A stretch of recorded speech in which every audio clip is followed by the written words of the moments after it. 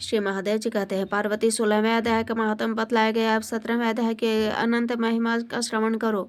राजा खड़गबाहु के पुत्र का दुशासन नामक एक नौकर था। वो बड़ी खोटी बुद्धि का मनुष्य था। एक बार मांडलिक राजकुमार के साथ वो बहुत धन की बाजी लगाकर हाथी पर चढ़ा। कुछ दिन ही कदम आगे जाने पर लोगों के मना करने पर वह मुड़ हाथी के प्रति जोर जोर से कठोर शब्द कहने लगा। उसकी आवाज सुनकर का हाथी क्रोध से अंधा होकर दुशासन का पैर फिसल जाने के कारण पृथ्वी पर गिर पड़ा।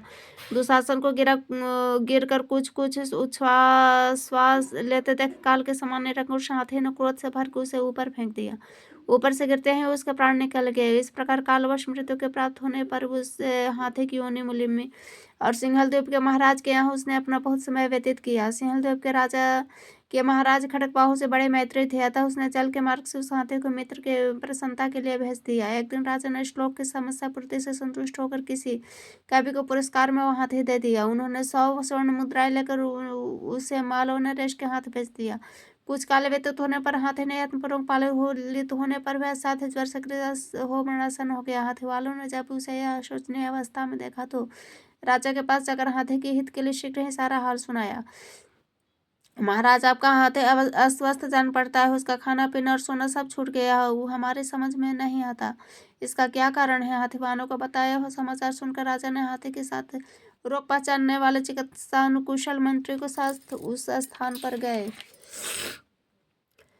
जहाँ हाथी ज्वर ग्रस्त होकर पड़ा था। राजा को देखते हुए उसने ज्वर जनित वेदना को भूलकर संसार को आश्चर्य में डालने वाले वाणी में कहा, संपूर्ण शास्त्रों के ज्ञाता, राजनीति के समुद्र, शत्रु समुदाय का परास्त करने वाले तथा भगवान विष्णु के चरणों में अनुराग रखने वाले महाराज, इन औषधियों से क्या लेना है? वैद्यों से भी कुछ लाभ होने वाला नहीं है। दान और तप से भी क्या सिद्ध होगा? आप कृपा करके गीता के 17वें अध्याय का पाठ करने वाले किसी ब्राह्मण को बुलवाइए।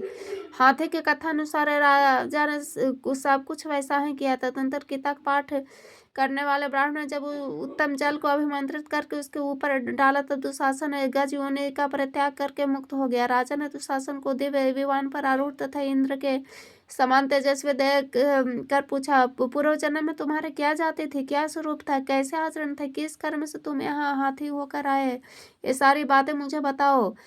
राजा के इस प्रकार पूछने पर संकट से छूटे हैं दुशासन ने विमान पर बैठे ही बैठे स्थिरता के साथ अपना पूर्व जन्म का उपर्युक्त समाचार यथावत का सुनाया। तत्पश्चात नरश्रेष्ठ मालव नरेश ने भी गीता के 17वें अध्याय का पाठ करने लगे। इससे थोड़े ही समय में उनकी मुक्ति हो गई।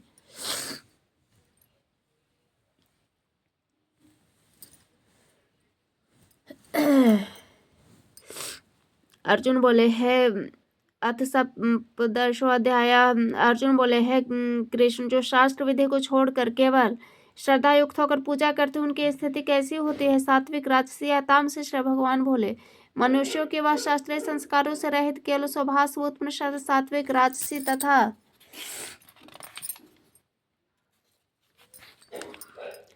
तामसी ऐसे तीनों प्रकार की ही होती है। उसको तू मुझसे सुन। है भारत, सभी मनुष्यों की श्रद्धा उनके अंतःकरण के अनुरूप होते है। यह पुरुष श्रद्धामय है, इसलिए जो पुरुष जय श्री श्रद्धा वाला है वह स्वयं भी वैसे ही है। सात्विक पुरुष देवों को पूजते हैं, राजस पुरुष यक्ष और राक्षसों को तथा अन्य जो तामस मनुष्य है प्रेत और भूतगणों को पूजते हैं। जो मनुष्य शास्त्र विधि से रहित केवल मन कल्पित घोर तप को तपते हैं तथा दम्भ और अहंकार से युक्त तथा कामना, आसक्ति और बल के अभिमान से भी युक्त हैं। जो शरीर रूप से स्थित भूत समुदाय को और अंधकरण में स्थित मुझ परमात्मा को भी कृष करने वाले तथा अज्ञानियों को तू आसुर स्वभाव वाले जान। जो भोजन भी सब वो को अपने अपने प्रकृति के अनुसार 3 प्रकार का प्रिय होता है, और वैसे ही यज्ञ तप दान भी 3 प्रकार के होते हैं। उनके पृथक पृथक भेद को तू सुन। आयु, बुद्धि, बल, आरोग्य, सुख, प्रीति को बढ़ाने वाले, रस युक्त, चिकने और स्थिर रहने वाले तथा स्वभाव से ही मन को प्रिय ऐसे आहार पर्याप्त अर्थात भोजन के पदार्थ सात्विक पुरुष को प्रिय है। कड़वे, खट्टे, लवण युक्त, गरम, तीखे, रूखे, दाहकारक और दुख, चिंता तथा रोगों को उत्पन्न करने वाला आहार भोजन करने के पदार्थ राजस पुरुष को प्रिय है। जो भोजन अथपक का रस रहित, दुर्गंध युक्त, बासी और उत्चिष्ट है तथा जो अपवित्र है वह भोजन तामस पुरुष को प्रिय है। जो शास्त्र विधि से नियत यज्ञ करता है नहीं करता भी इस प्रकार मन को समाधान करके फल न चाहने वाले पुरुष द्वारा किया जाता है वह सात्विक है। परंतु हे अर्जुन, केवल दम्भाचरण के लिए अथवा फल को भी दृष्टि में रखकर जो यज्ञ किया जाता है उसे तू राजस जान। शास्त्र विधि से हीन अनुदान से रहित बिना मंत्रों के बिना दक्षिणा को बिना श्रद्धा के लिए किया जाने वाले यज्ञ को तुम तामस जान।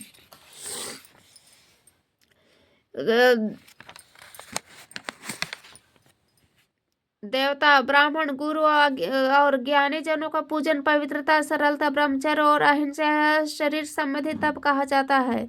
जो उद्वेग न करने वाला, प्रिय और हितकारक यथार्थ भाषण तथा जो वेद और शास्त्रों का पठन एवं परमेश्वर नाम जप का अभ्यास, वही वाणी संबंधी तप कहा जाता है। मन की प्रसन्नता, शांत स्वभाव, भगवान चिंतन करने का स्वभाव, मन का निग्रह, अंतःकरण के भाव की भले भांति पवित्रता, इस प्रकार यह मन संबंधी तप कहा जाता है। फल को न चाहने वाले योगी पुरुषों द्वारा परम श्रद्धा के किए हुए उस उपयुक्त 3 प्रकार के तप को सात्विक कहते हैं। जो तप सत्कार, मानव पूजा के लिए तथा अन्य किसी स्वार्थ के लिए भी स्वभाव से या पाखंड से किया जाता है वह अनिश्चित क्षणिक फल वाला तप यहाँ राजस कहा गया है। जो तप मूर्खतापूर्वक हठ से मन और वाणी शरीर की पीड़ा के लिए सहित अथवा दूसरों को अनिष्ट करने के लिए किया जाता है वह तप तामस कहा गया है। दान देना ही कर्तव्य है, ऐसा भाव से जो दान देश तथा काल के पात्र को प्राप्त होने पर उपकार न करने वाले के प्रति किया जाता है वह दान सात्विक कहा गया है। किंतु जो दान क्लेश पूर्वक तथा प्रत्युपकार के प्रयोजन से अथवा फल को दृष्टि में रखकर दिया जाता है वह दान राजस कहा गया है। जो दान बिना सत्कार के अथवा तिरस्कार पूर्वक अयोग्य देश काल में कुपात्र प्रतीक दिया जाता है वह दान तामस कहा गया है। ओम दत्त सत ऐसे 3 प्रकार के सच्चिदानंद ब्रह्म का नाम है। उसी से सृष्टि के आदिकाल में ब्राह्मण और वेद तथा यज्ञ आदि रचे गए हैं। इस लिए वेद मंत्रों का उच्चारण करने वाले श्रेष्ठ पुरुषों की शास्त्र विधि से नियत यज्ञ, दान और तप रूप क्रिया सदा ओम इस परमात्मा के नाम से उच्चारण करके ही आरंभ होती है। तत् अर्थात तत् नाम से जानने वाले परमात्मा का ही यह सब है। इस भाव से फल को न चाह कर नाना प्रकार की यज्ञ, तप रूप क्रिया तथा दान रूप क्रिया कल्याण की इच्छा वाले पुरुष द्वारा की जाती है। सत्य इस प्रकार के यह परमात्मा का नाम सत्य भाव में और श्रेष्ठ भाव में प्रयोग किया जाता है तथा यह पार्थ उत्तम कर्म में मैं सत शब्द का प्रयोग किया जाता है तथा तप, यज्ञ और दान जो स्थिति है वह भी सत इस प्रकार कही जाते हैं। उस परमात्मा के लिए किया हुआ कर्म निश्चय पूर्वक सत्य ऐसा कहा जाता है। अर्जुन, बिना श्रद्धा के किया हुआ हवन, किया हुआ दान व तपा हुआ तप और कुछ भी किया हुआ शुभ कर्म वह समस्त असत इस प्रकार कहा जाता है। इसलिए वह न तो इस लोक में न लाभदायक है और न मरने के बाद ही।